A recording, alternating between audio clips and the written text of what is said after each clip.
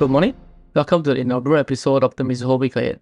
I am Boon Heng, market economist at Mizuho Bank.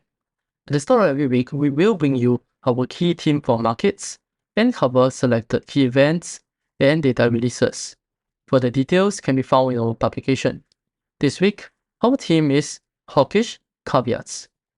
Arguably, the main event of the week will be the June FOMC on Wednesday. This meeting is widely, albeit not unanimously, expected to mark the first pause to the Fed's emphatic hiking cycle since March 2022. After all, some 30% odds of a hike is still being priced in, so a hawkish pause by any measure.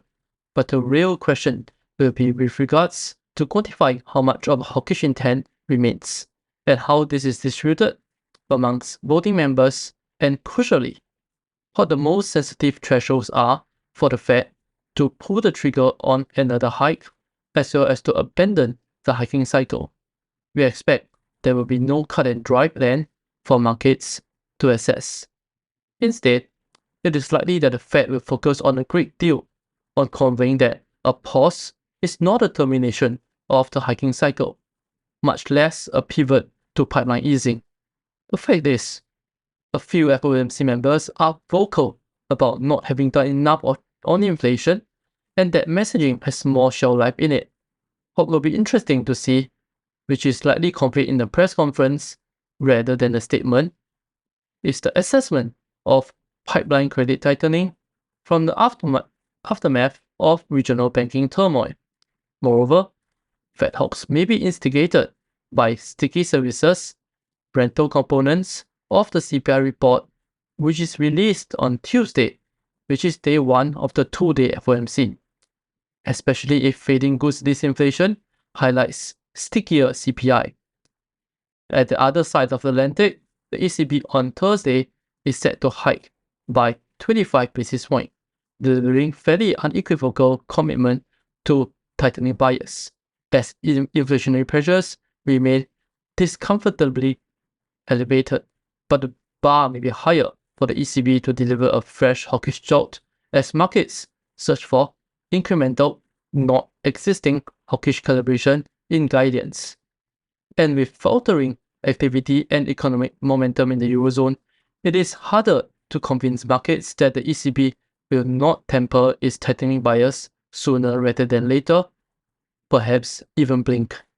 Elsewhere, the BoJ is likely to stand pat on Friday amid heightened uncertainty, although the option of a highly measured calibration from negative interest rate policy to zero interest rate policy remains on the table. This must, however, be done very delicately, convincing markets that this is not the start of a hiking cycle, but a one-off calibration. Whereas more significant balance sheet policy shifts, such as yield curve abandonment and/or QE termination, will be deferred to when the global manufacturing downturn bottoms and economic uncertainty subsides. And although a wider band for YCC is palatable, it is not the instinct. In Asia, Taiwan's central bank on Thursday is set to hike by a calibrated 12.5 basis points amid stubborn inflation rates and given lag to the next policy meeting. Although admittedly, this is a close call. India's inflation today is widely expected to soften, although the RBI will not be seduced to abandon its hawkish inclination after June's pause, especially as pipeline inflation and macro rupee stability risks remain a bugbear for the RBI. The wider point is that hawkish appears to be the operative caveat to a wider dispersion of policy outcomes and considerations in a low visibility environment. And the warning is that against a backdrop of tightening liquidity, hawkish caveats may be a bugbear and not a bull catalyst. For more information, please refer to our Week Ahead publication or contact your respective sales desks and RMs. Thank you.